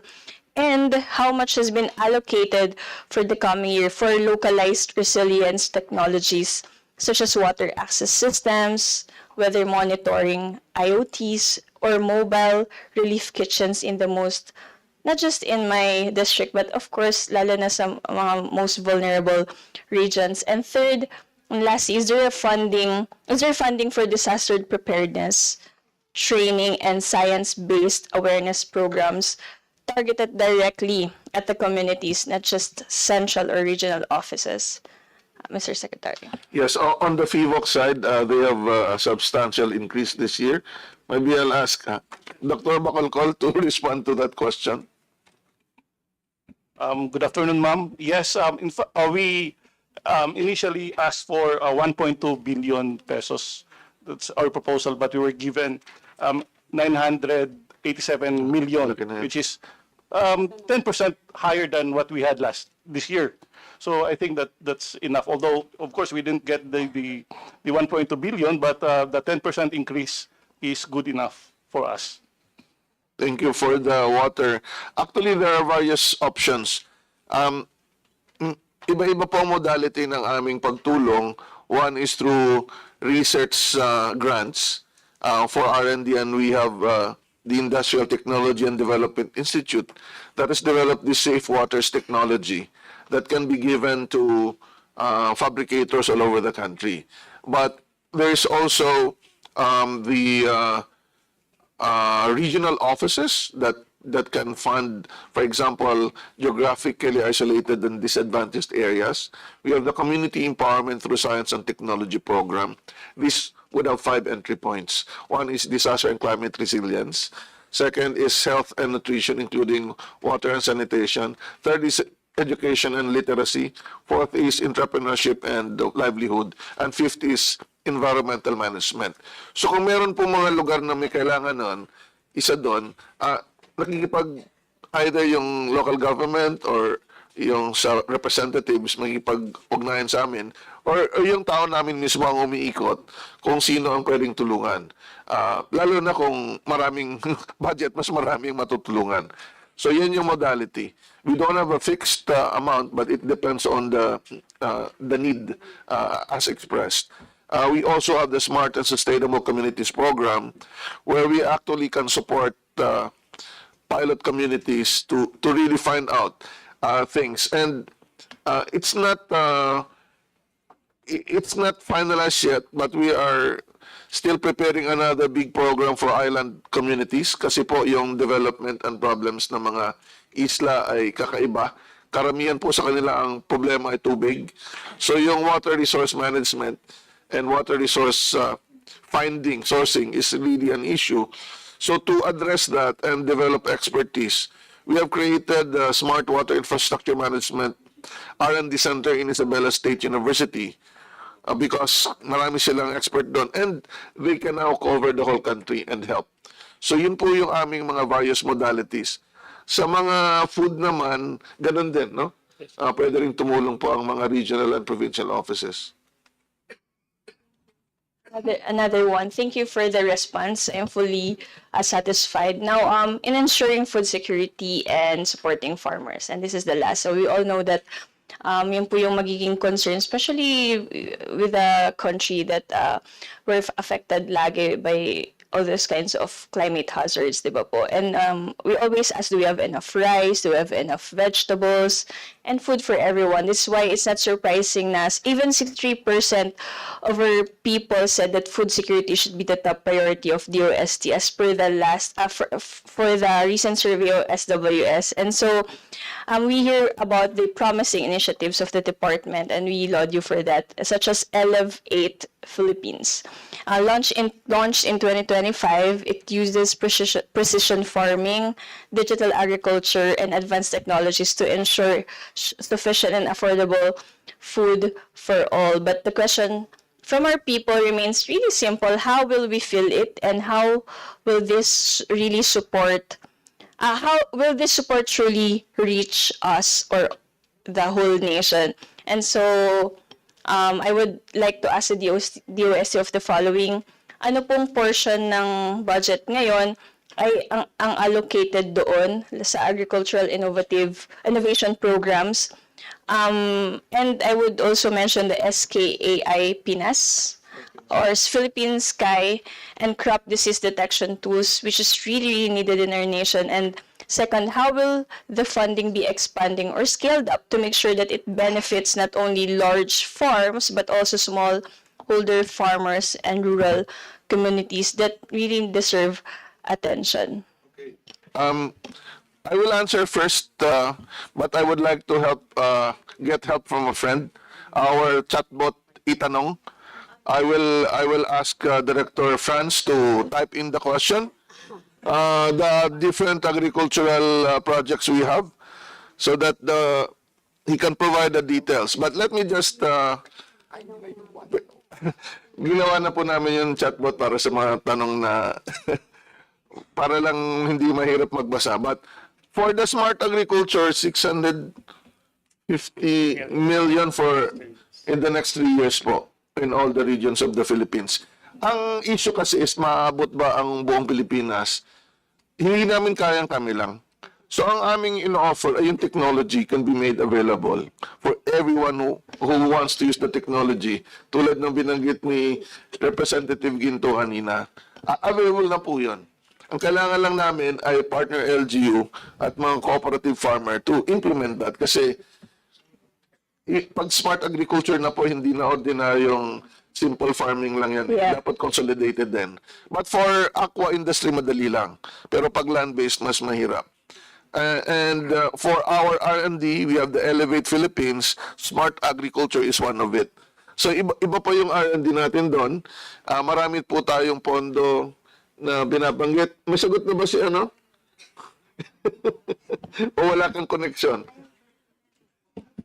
Good afternoon, Go Mr. ahead. Secretary. Yes po, pinapa-query na po natin sa system, and if it's ready, nasa tech booth lang naman po, we can flash yung inquiry. Basically po, we had the DOST and the DOST ASTI. We have developed our chatbot inquiry system, taking inputs from the different information within DOST. So yung such queries, mas mapapadali na po. So using that system, tawag po namin sa kanya, Itanong. Sige po, tignan po natin kung lalabas po yung sagot. Pero- Lumabas na po. So yung detalye ng chatbot, yung aming smart agriculture is funded for 3 years, kasi hanggang 3 years lang ako eh. 759 million. Across. For 3 years. Yeah. Hiwalay pa doon sa ano. Hiwalay pa yung ipinapa-operate. Ito R&D pa lang to develop new technologies. Okay, is that enough for the next 3 years? Ang challenge po talaga, Your Honor, is the adoption of the technology and actual use of it in farming. Okay. Yeah, that's the real Implementation. challenge. So now at least we're beginning to look at it and Yes. To avail it. But again, that's it, Mr. Secretary, Mr. Chair, and again, you can count on my support for the budget of the OST family, and if need be na ma-increase, I would fully support it. Thank you very much. Okay, thank you, Kong Chat. Next on the list from Majority, Vice Chair Brian po. Hi. Thank you very much, Mr. Chair and Secretary. It's good to have you here and the DOST family. I'm very happy to be able to be here and work with you in this capacity. We worked in the past for AI initiatives, and I'm looking forward to discussing that with you today. So I have 2 points for my line of questioning today. Yung una po ay tungkol sa AI, yung pangalawa ay tungkol sa nuclear energy naman. I feel both fall within the purview naman of DOST, no? Mr. Secretary, I just want to ask these questions because I also want to point at opportunities for Congress to fund programs that could possibly help the development and advancement of science and technology here in the Philippines. So, with that being said, Mr. Chair and Mr. Secretary, what I know is that China is already investing $9.3 billion into AI. The UK, $4.5 billion. Mr. Secretary, how much exactly are we investing in our AI development here in the Philippines? Just for DOST, for our operation where we will establish an AI hub which will be a service for our MSME and industry is around 260 plus million. But that's the initial. But we have a list of projects that we have prepared because the President instructed us to develop an AI center in DOST where we already have advanced many of the projects. So it's a lot because we need a data center. But since 2016, when we started AI, we have more than 1.4 billion pesos already for R&D in AI. Director Franz, may I just ask you to briefly mention how much is our projected cost if we develop an AI center, including the data center? Thank you, Secretary, Your Honor. So thank you for this opportunity to tell more about AI. In our estimate, all in all, let's say from 2025 to 2035, the total is around 9.7 billion pesos po. For this year alone, if I may share, Sir and Your Honor, we are already conducting a big AI program specifically to decentralize and further democratize access. I guess that's one of the problems. In terms of talent and ingenuity, we already have that, and we have proven that many times. The problem is that it's so concentrated in the urban centers. So we want to push that opportunity to the region. So that's what we are starting currently po. Okay, I want to ask, out of our ASEAN neighbors, which one has an AI center? Do they all have AI centers already? Ask Director Franz because he's part of the Asian network for AI. Please go ahead. Thank you, Mr. Secretary. Your Honor, currently Thailand, Singapore, Vietnam, they have a dedicated AI center. So some of them have established these organizations, which are also backed by certain legislation to create an enabling ecosystem for them for AI.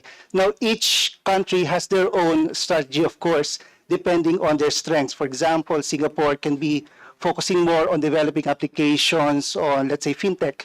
Thailand can be focusing more their application on capacity building and also on agriculture. So, sila po.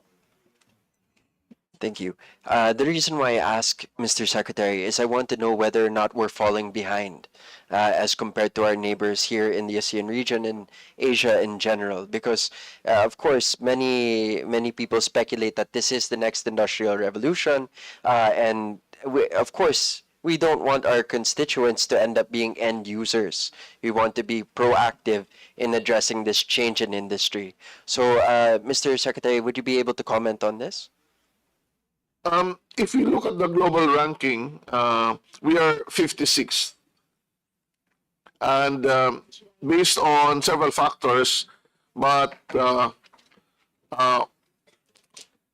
on the areas for improvement is the technology production side. We scored lower there. Otherwise, we would have been ranked higher. And this is really from the perspective of what the private sector is doing in terms of technologies being produced related to AI. And this is where effort is now being addressed through upskilling and reskilling of employees within the private sector. And that is part of the national AI strategy to look into how we can shift the focus of current employees to really maximize the use of AI in the private sector as well. On the side of the UST, we will continue developing and funding R&D projects on the application of AI. And of course, one of the crucial things that we need to do is really build a sovereign data for our use, because this is where the advantage would happen, on the use of our own data. And for that to happen, we need to digitize all the data we have, even in government, especially in government and, of course, the private sector. I agree, Mr. Secretary, regarding the digitization of government resources and data. But moving from AI into nuclear energy as my second topic, currently there's a budget for the Philippine Council for Industry, Energy, and Emerging Technologies, R&D. And I believe that the budget for fiscal year 2026 is about 1 billion pesos, more or less. May I ask if any of this is allocated towards nuclear programs? Yes, Your Honor. There's a separate agency for the Philippine Nuclear Research Institute, but we are also funding if there are proposals related to nuclear. So may I ask Dr. Paringit, because the question is related to your agency. Thank you, Mr. Secretary. I will turn over the floor to the director of the Philippine Nuclear Research Institute later. But insofar as PSURD is concerned, of course we are managing and as well as supporting also some of the R&D projects related to nuclear. The intention really is to develop the capacity for nuclear science and engineering, because that's what we sorely lack. And as we prepare for our nuclear ambitions, if we may call it, we need to possess the capability to actually operate, develop tools. And that's why we also supported a program, we call it the Nuclear New Cycle. So it consists of 4 or 5 projects that addresses different aspects of nuclear energy operations, all the way from exploration down to radioactive waste management. And of course, almost all of these are actually being implemented by the Philippine Nuclear Research Institute. In the coming year, we've set aside some funds around, I think the budget for energy in total is something like 100 million, but that includes all of the possible sources of energy. We're also looking into renewables, by the way, but it depends really on the proposals that will become. We are actually expecting PNRI to propose some of their research and development projects related to nuclear technology, and then with some focus on nuclear energy applications, Your Honor. Thank you. Thank you, Honorable Congressman Secretary. Yeah, with respect to nuclear, nuclear is not only about nuclear energy. Our biggest budget now for nuclear research is on nuclear medicine. We have a 2.2 billion peso project ongoing to lower the cost of cancer diagnosis, which can only be done by nuclear medicine, to lower the cost of PET-CT scans. We have a building being built. We've just bought a cyclotron. The objective of that is to make the cost of cancer diagnosis affordable to Filipinos, because 70,000 Filipinos die every year of cancer because they are diagnosed late, stage 4. To do that at stage 1 and 2, you need PET scans, which are very expensive. So that one is under, we're doing that now. Now, on nuclear energy, the Philippines developed the first subcritical research reactor using trigger fuel, the first in the world. And it was designed and built here in the Philippines. So with this research reactor, we are now able to provide a laboratory for schools that might offer nuclear engineering. So some of these schools include De La Salle and Mapua, and we're offering courses in UP on nuclear engineering courses, but not. And then also there's a development. We have a research partnership with an American company, Valor Atomics, to develop an advanced trisofuel reactor. This is one of the most advanced reactors in the world. In fact, it's being constructed here and also in the U.S. Last month, President Trump wanted to accelerate the construction of advanced reactors because we're talking about AI. AI will need a lot of energy, and many of the companies in the U.S. want their own reactors for their AI operations. Thank you, sir. Thank you. Mr. Chair, I ask these questions because ibaba natin ng konti, no? Siyempre, pag nasabi natin nuclear energy, medyo mataas. No, pero when we're talking about energy consumption here in the Philippines and the price of energy here in the Philippines, medyo masakit sa bulsa. So if we can find other alternatives, and we already had the nod from, as you mentioned, the United States to explore nuclear technology, as well as I know there have been programs that we're looking into in terms of modular nuclear energy for far-flung and rural areas na kailangan ng electrification. These are good alternatives, which I believe that government should continue to look into. And Mr. Chair, I also want to bring up that I appreciate the budget season because we get to highlight amazing programs that are being developed by agencies like DOST, like, for example, this nuclear medicine program that you're working on. Had it not been for this budget hearing, I'm pretty sure many of our colleagues would not even know that we're funding this program and that it will go towards lowering the cost of cancer treatment and advanced cancer detection for many of our constituents. And we know that health is a major problem here in the Philippines. So we want to thank you for that research. But just to wrap up, I hope to be able to work together with DOST, especially for I filed a bill on a AI framework. So hopefully we can work together on the policy regarding that.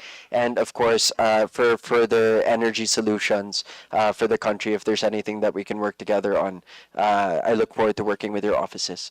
Thank you. Mr. Chair, you have the floor. Thank you, Representative Brian po.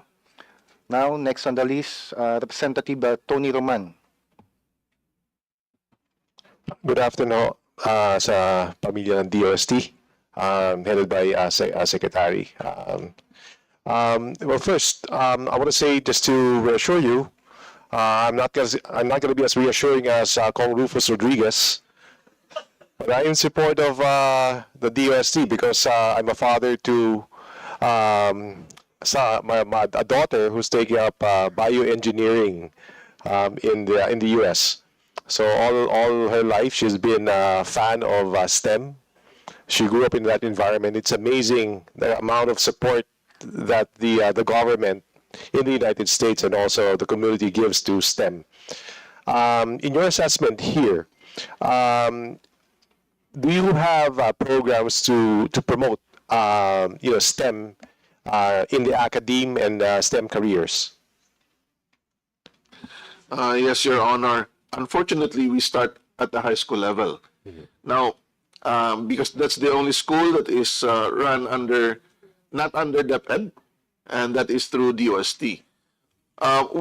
Currently, we are assisting the Department of Education improve the learning performance of students in terms of STEM by integrating new technologies. For example, we are establishing 21st century learning environment model where we actually put in advanced machines, including robots and very nice projector where you can actually draw there to pique the interest of students. Because based on my observation, I've been under public schools except kinder in the Philippines up to college and of course in the US. The education is really to create a more or less inquisitive mind and not memorization. And so to do that, we need to have tools for people. So recently we were in Romblon.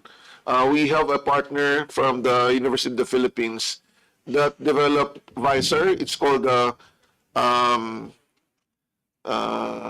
Versatile Instrumentation System for Science Education and Research. It's like a laboratory in several boxes, but this big only. And you can do a lot of experiments, physics, biology, that would get the interest of students. Kulang po talaga yung mga laboratory natin. So in one form or another, we're trying to help DepEd here. In terms of the college level, the different councils under DOST have this institution development program. Nagsaset up po kami ng mga laboratories in schools that they wanted to focus on specific fields in STEM. So for example, sa perpetual health, Internet of Things, no? Yung kaninang binanggit sa Sultan Kudarat State University, Lab for Criminology or Forensics. So iba-iba po. But definitely, I would think that we need to really focus on the young ones before we reach the high school level. So we also train DepEd teachers on how to teach science, math, engineering, no? So, but definitely, we can also add artificial intelligence now in the mix. There is, I know that DepEd has a partner to introduce artificial intelligence in both students and teachers, and results are promising, so we're also engaging them. Mr. Secretary, I appreciate the response. Although it raises a concern, resource limitations. When you think of technology tends to be expensive, right? Ideally, you want to bring science closer to the students. In the absence of that, you have something that is mobile. Yeah, you mentioned earlier. Where are those robots deployed? Are they have they scaled nationwide, especially to provinces? Because this is just my perception, and correct me if I'm wrong. My perception that there's a urban bias. Like a lot of the programs I rolled out in urban centers, not so much in rural areas where intervention is more greatly needed. You know, so can you speak to that? That's correct. We need to expose students in rural areas. I grew up in John Romblon. It's not an urban area, but because of the laboratories that we have, just even meager ones, we got interested in science. We're now employing robotics, and there are many other partners po. But tama po kayo. We need to expand these efforts. And DOST alone cannot do it. That's why we're working with DepEd, because it's really their mandate to do that. But we have been working with different universities to use virtual reality or other gadgets that they can just see, so that it can be mobile and applied in other schools. Pero kailangan pang palaguin po yun. Yung budget your ba, does it reflect your sort of like priority with respect to, you know, bringing down these programs to provinces? You know, in other words, how much of our budget is dedicated to that? On the education side, because that's not, we are trying to develop technology to be given to DepEd, but we're trying to showcase this through the 21st century learning environment model. So we're looking for partners with the LGU, and I would like to request SEI director to respond to it, because you have more experience on it. Kulang po talaga. Pilot po natin sa first district ng Bataan, sa Hermosa, Orani, Sabah, Dubai. Pwede naman po yun eh. Ang naghahanap po kami ng magpa-partner na tataya din para matulungan din natin, para mas mabilis ma-implement. Dr. Cornelio? Yes, no, Your Honor, thank you so much for bringing that up. We are really interested in setting up more 21st century classrooms, or CLEM, we call them, around the country. To date, we have already about 19 around the country, and we are intending to launch 3 more in the remaining months of the year. Pero moving forward, we still want to create more of these 21st century classrooms. And for the record, yung 21st century classrooms ng SEI in partnership with DepEd have robotics, augmented reality, and all other facilities that would excite students in the hope that through these classrooms, by using these classrooms, our students are not only interested in STEM, but they also develop what we call 21st century skills. So partnership, Your Honor, we're interested in having conversations with you later on as to what this partnership might entail. For example, can you help us build a classroom or look for a classroom? Number two, how about the funding? Now, with respect to, for example, procuring, say, the robotics, the materials, the equipment, and so forth. SEI can provide the necessary technical support to make this happen, and also the training. We have, just about 2 weeks ago, launched our 19th one in Antipolo, and it was so well received, not just by the local government, but also by our students there.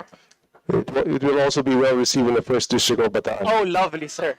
The answer is yes. I just want to say that, yeah, again, I go back when hearing this, the response that, you know, I can, parang mga peso, it's going to be expensive, you know, but there are frugal ways of actually pursuing this.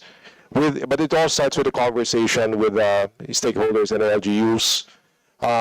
You could, for example, repurpose existing spaces, the mobilize volunteers, leveraging open source tools to democratize access to knowledge and innovation. What is alarming really is really, we've been all to, we're from different provinces and cities, you know, we know the situation in our communities, is the absence of nudges that would actually, you know, pique the interest of people, especially students. We don't have libraries. Which brings me to my next point. The DOST is one of the lead agencies implementing the Innovative Startup Act, am I right? And your role in the ISA is, how would you describe that, Mr. Secretary, R&D? We provide startup grant fund, but there must be an R&D component. Yes. To polish the technology. So we've been pretty successful in terms of those that we have assisted. Really is very productive, and so far 95 startups last year. Now for the library that was mentioned, we don't have much physical libraries now. So DOST, since 2 administrations ago, developed this library in a box, or a computer console where you can actually do the search there already. It has 2 versions. One with electricity, or with internet, one is standalone. So pinapamigay po natin yan sa lahat ng school, and even local government units now are requesting that library, but ang nilalagay po natin ay mga policies, legislations for governance.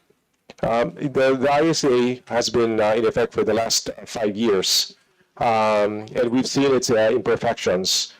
And here's an opportunity to basically assess your performance or your role in the ISA. How would you describe that in the last 5 years? And what are areas that need improvement, and how have you addressed that funding-wise? There is no funding for ISA. So we rely on our own funding. So yan po talaga yung nangyari. It's just attribution. So dahil wala pong funding, we decided that we will have our councils develop a way of providing a grant fund for that, which is essentially taken out of the original funding that we have for grants. But we are not complaining. We are just saying that wala naman separate talaga. Is the grant fund, has it increased or decreased through the years? So is it remain constant? Increasing naman po. Increasing, especially so that But no funding. ay, walang funding last year. No, so that's really sad. Yeah.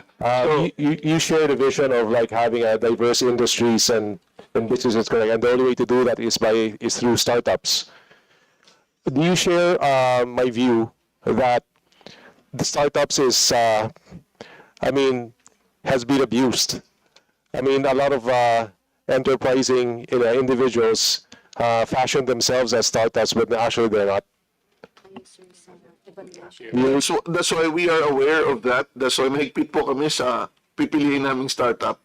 Talagang sinusuyod po, meron po kaming committee to evaluate. So, yung ibang mga startups na na-fund ngayon, dati bagsak sa amin. So, pag na-improve na nila, saka pumapasa. Yung isa pa mong pinag-uutos yung ISA, yung pagtatayo ng innovation hubs. Do we have one? Have we established innovation hubs? We have different levels of innovation hub. We have set up innovation hubs in provincial science and technology offices of the UST. So far, 57. we have 57 already out of the target 80. We have a different innovation hub between DOST and PCCI at the national headquarters.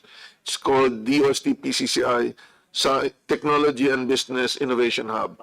So we have different innovation hubs for different concerns like technology business incubation hubs, 95 po yun, 90 plus. And then meron po tayong textile innovation hubs, meron tayong metals and engineering innovation hub, meron po tayong advanced manufacturing and 3D printing innovation hubs.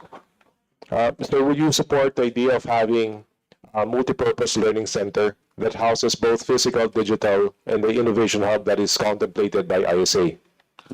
Definitely. In fact, for example, in the Advanced Manufacturing Center in Taguig, this is the biggest 3D printing facility in the Philippines.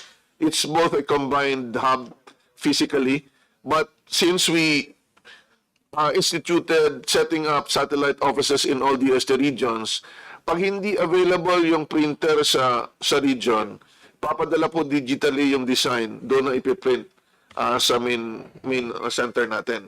So this is a training center where not only universities come but also the industry would come. So yun po talaga ang ating mga innovation hub. It's a center where both the industry and the academe and of course researchers would go. I guess the biggest challenge, Mr. Secretary, is making them accessible and within the view of people. Correct. So that they can, Correct, Your Honor. That's why yung Advanced Manufacturing Center natin dati sa Bikutan lang. We decided to bring down the technology to different regions para at least makapunta sa regional offices namin. And then later on, with more money, we can set up in all the provinces in the innovation hubs that we have established para yung prototyping ng mga idea pwede nang gawin sa provincial innovation hub. or in nuclear terms, para modular. Yes. Another question that comes to mind is, napag-usapan niyo yung AI. I see that different departments have their initiative with respect to using AI.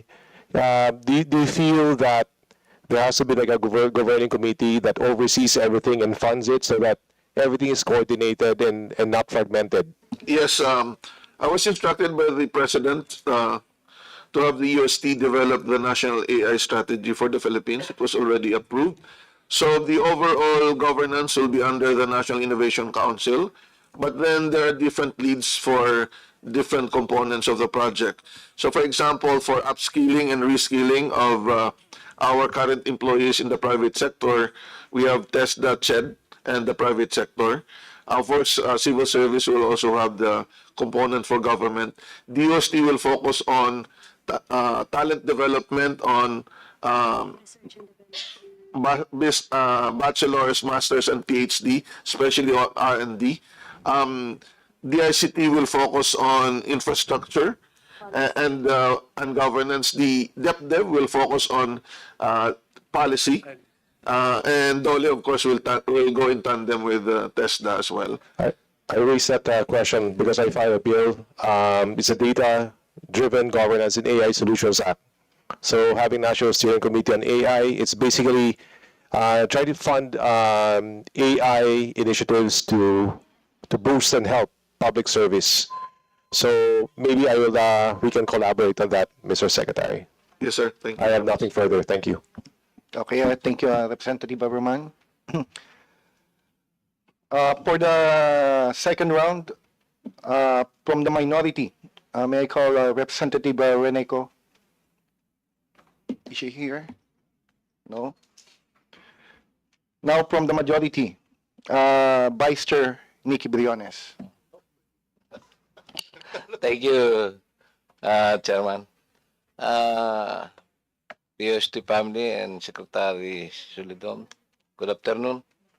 I would like only to thank the UST family and Secretary Solidom for having a program for our food security, considering that this is our main advocacy of AGAP. May I ask the Secretary, how much is our budget for this program, food security for our people? Doon po sa application ng Smart Agriculture sa regional operations po, 650 million for 3 years. Yung R&D po sa Smart Agriculture, 700 million plus in the next 3 years. But again, these are to be operated by the UST, but of course, proposals can come in any time of the year, and we evaluate if it can be funded. So dagdag po yun sa nabanggit ko. Kaya ko lang naman tinanong, gusto ko mas malaki ang budget nyo para sa food security. Kung may magagawa tayo. Then, ang isa sa talagang kailangan namin sa mga agri-sector, yung paano natin tapos yung problema sa ASF, considering na 200 billion ang nawala na sa industriya namin. Itong inyong dinidevelop na locally optimized TOSLOB and BIP Tech diagnostic kits for rapid field-ready ASF virus detection, napaka-importante nito sa amin. Kung nasaan na ba tayo dito sa pagde-develop ng Yung TOSLOB po, sa Bisaya po yung alam ni Congressman Mercado yan eh. Dinidi po yan para makuha yung blood at para mabilis. And then yung kanyang partner na rapid, yung PCR detection kit, doon na papasok. So these are already available. Very good. Thank you. And how about your developing vaccine? Naaral na po yung genome sequence nung virus na nagkokos. So tinatapos lang yung partner natin ng building to manufacture. So syempre private sector na po yun eh. So tatapusin lang nila yung building tapos mag-manufacture na sila. And the effort was done by a balik scientist who has now, of course, spend more time in the Philippines than the US, and nag-set up sila ng company to really focus on biosecurity and the development of the vaccine. Thank you. Very good. That's all, Mr. Chair.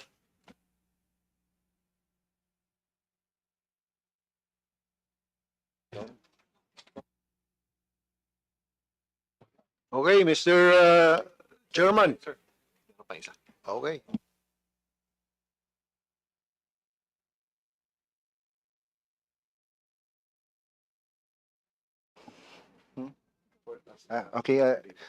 This chair recognize Congressman Reneco.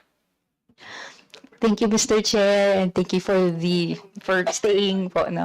I just have several questions po in relation po to some programs that you have. Yung isa po dun is yung Dynaslope project.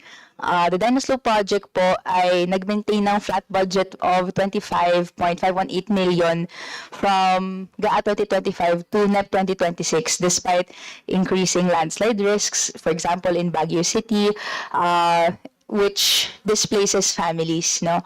I'd like to ask po, no, why is a program like this critical to disaster preparedness and public safety not receiving additional funding to expand yung operational capacity, better monitoring, and lalo na po, no, this year, bumabaha.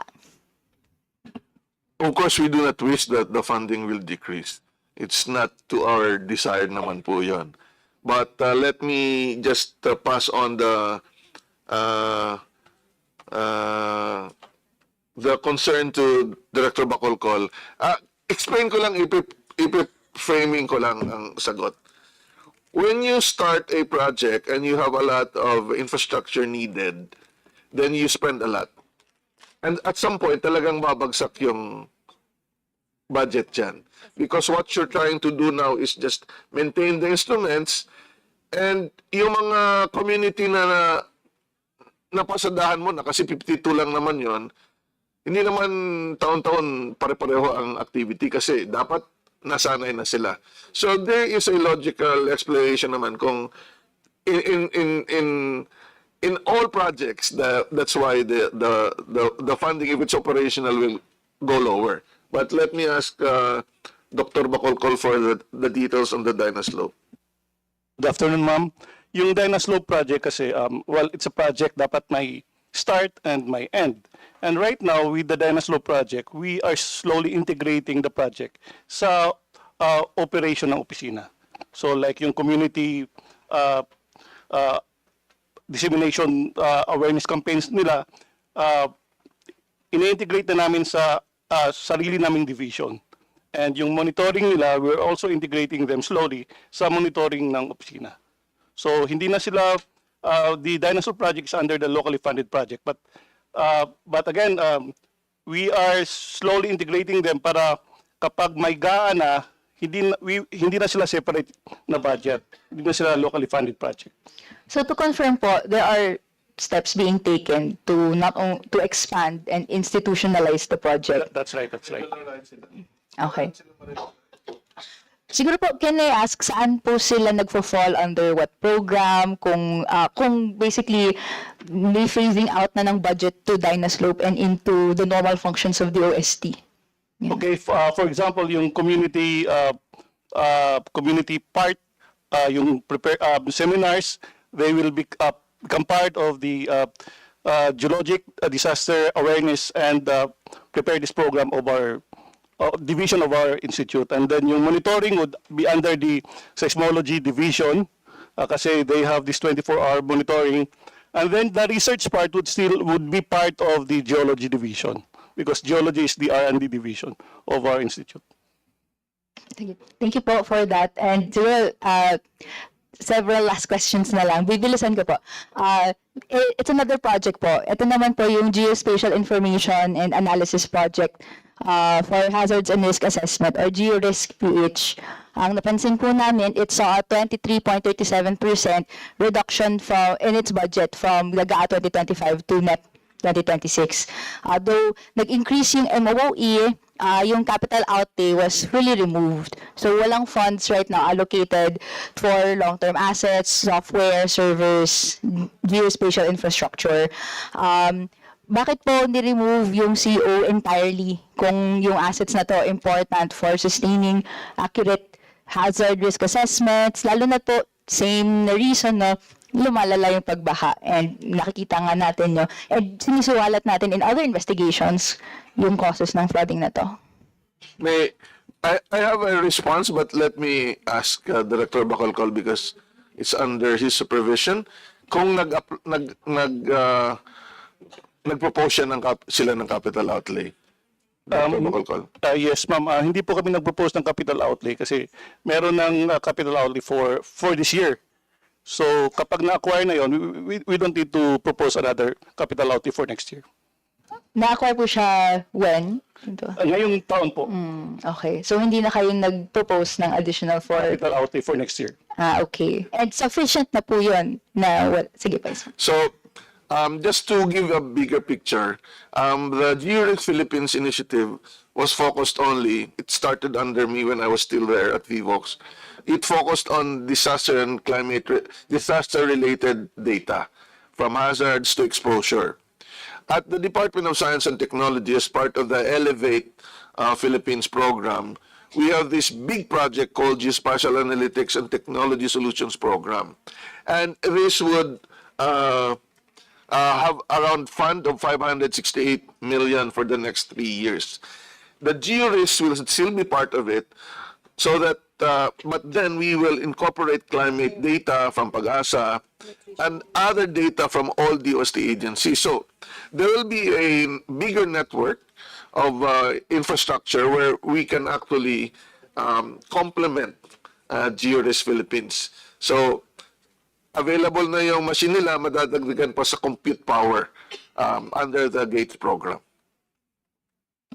And thank you po for the update. And siguro ang last ko lang na I'd like to share in relation to doon sa DOST scholars, yung pinaka-cusp of the findings that we've had with us, with the consultations na attended by students from Region 1 up to Region 12 is yung problem ng understaffed po yung magbibigay at yung nagdi-disperse ng scholarship funds. Ang sabi nga po is yung ratio is one in charge to 1,000 scholars. Ganun po. So actually, nung narinig ko yung may core group pa na pinaplano, inisip ko paano mangyayari siya kung in the first place, kulang na yung tao as we speak. So, ano po ba, may plano po bang magdagdag ng tao, maging in charge nito, in relation sa kung paano to implement on a national level? Yung core group actually is essentially a combination of DOST and the university person. And since we already have this project where we actually would bring down the money directly to them, at least na bawasan na yung bureaucracy. Pero alam ko, nagdagdag ka ba? Kasi pangako niya sa akin yun. No, totoo. Again, thank you, Representative Rene, for doing this, yung consultations with our scholars, kasi nakakatulong din yun as another form of social listening for us. We are aware that there are these barriers, what we have done is we have identified several universities or campuses, and where there are no coordinators. So very concretely, for example, with PUP, right? With PUP, where we have about more than 1,000 scholars, we have already signed.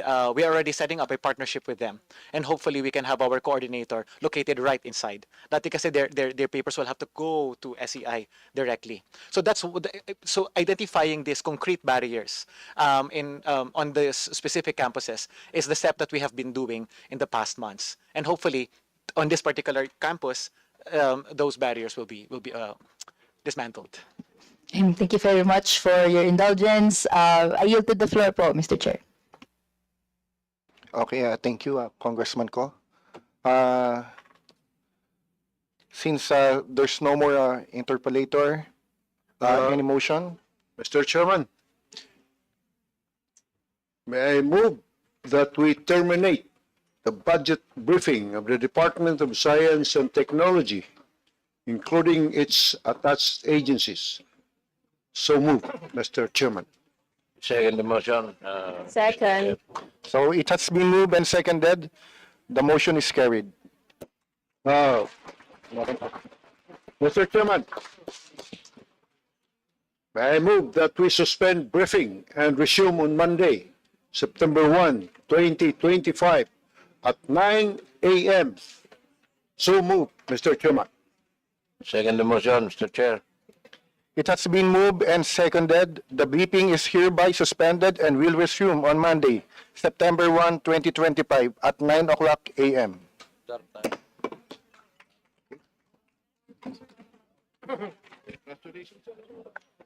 Hi, sir. Sir, masahin lang po yung attendance. Attendance lang po natin for this afternoon.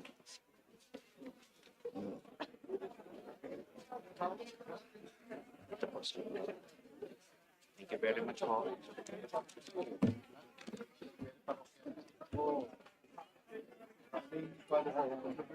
Oh.